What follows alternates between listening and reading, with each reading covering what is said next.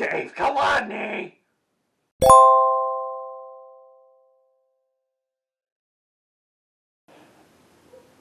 Hello, I'm Solomon Miller, and welcome to How to Make a One-Man Horror Movie, a tutorial for those who want to make a horror movie but have no friends. Please be of note that this is not a professional tutorial, because I'm an amateur filmmaker, so yeah. Let's get right to it. Step 1. Create your script. Now, this is a very obvious and, might I say, important step to making your film. If you've got a script, then you've got a film. If you want, you can even add a storyboard, which is completely optional. It's like a script, except you draw things out. But like I said, completely optional. Another thing is, your script doesn't necessarily have to be a coherent story. It could just be a layout of events or actions that you take in the film. So, there you go. As an example, here's the script I'm doing for my horror film. You may not be able to see it very much, but it's there.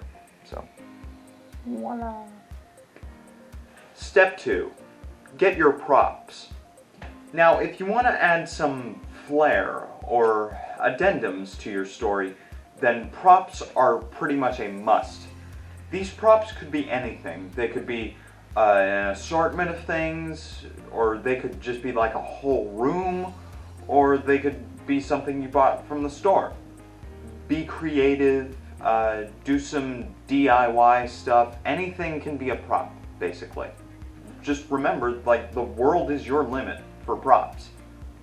Something I should add, make sure it's comfortable and appropriate to fit in your film, in just terms of style or continuity. To give you an example, my film is going to have this.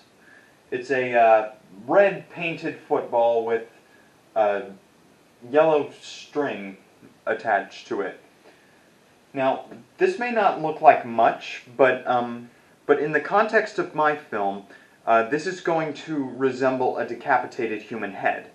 Now, you're like, how is this going to resemble a decapitated human head? Well, that's where creativity and editing comes in.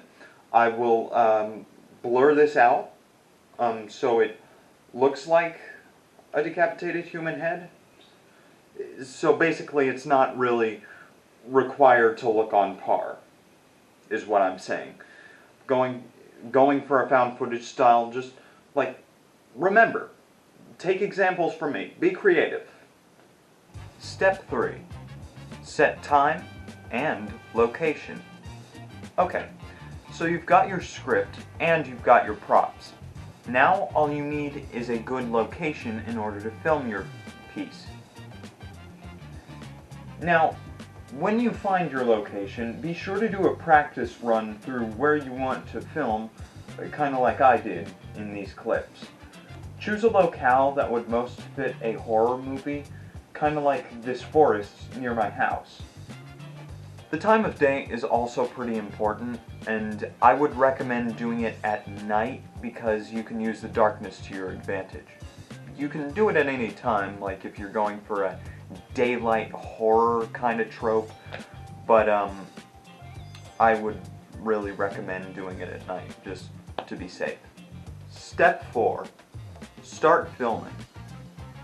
Okay, so when you have everything set and done, and when you're sure that you're ready, then the only thing left you have to do is film. Here are a few tips in order to make your movie good. Make sure your acting is on par, right? Really put yourself into your character's shoes. To give you an example, my character is like a psychotic serial killer. So like life and death are nothing but an alien concept to him. And just remember, this does not have to be in one take. Take as many tries as you'd like. Heck, take a few days to tape this if you want. Another thing I should add. Remember that opening scene where I was filming the closet and it was creaking open? Did that make you feel unnerved? If it didn't, that's perfectly alright. But one of your objectives is to make the viewer uneasy as your film unfolds. Remember to make this unnerving. Another thing I should add, speaking of the opening scene, and I should have just said this in the beginning, or at one of the beginning parts, is you remember that Dave Kalodny thing I did? That was from a comedic project I watched from the broadcasting class. But something I should just add is, don't plagiarize anybody's work. Seriously. And with everything eventually settled, time to go film. Step 5. Start editing. Okay, so now you've shot your film, now you're ready to edit it. Now, the two programs I would recommend are Windows Live Movie Maker and Adobe Premiere.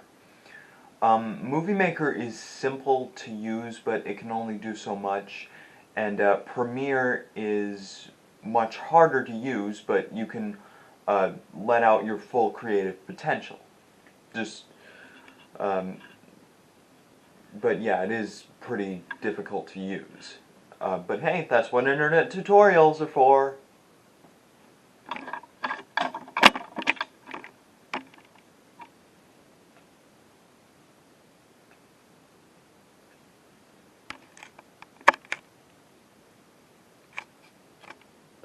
That is what Premiere looks like. I wish I had Movie Maker up.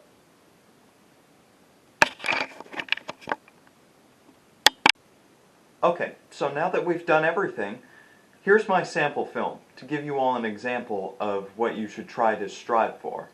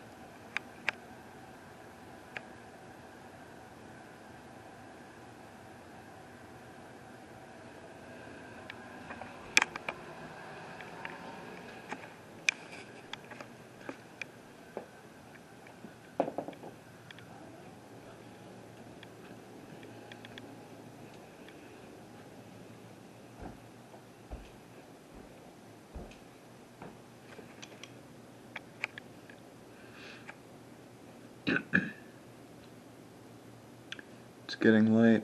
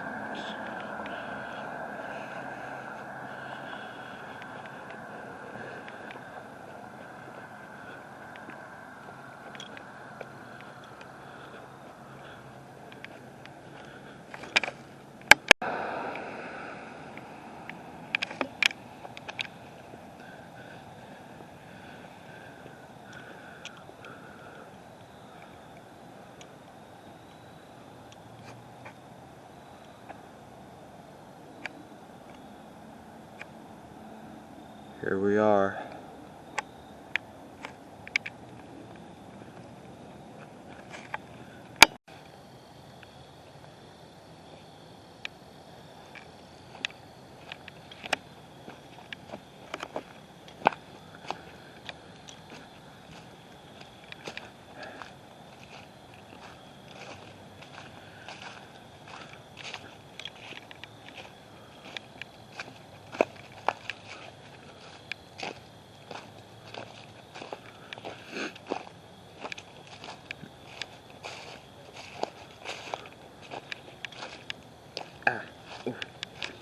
Should have brought a spider stick with me.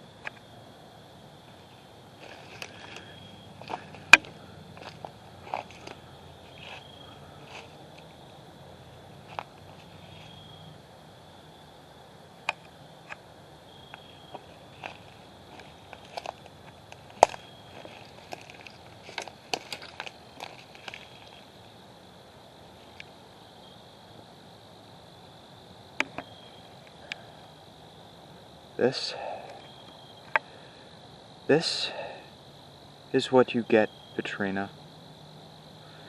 This is what happens when you target the wrong guy. And now, it's going to be hard for the cops to target all the little pieces I cut you into. Goodbye.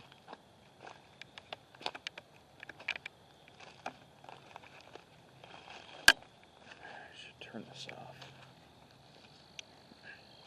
It's cold out here.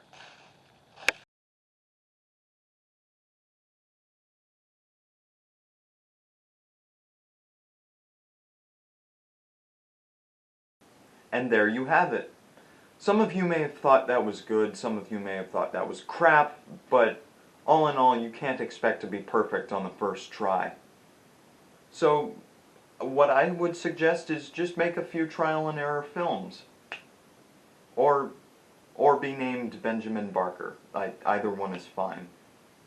So with that being said, get to filming. Goodbye, and good luck.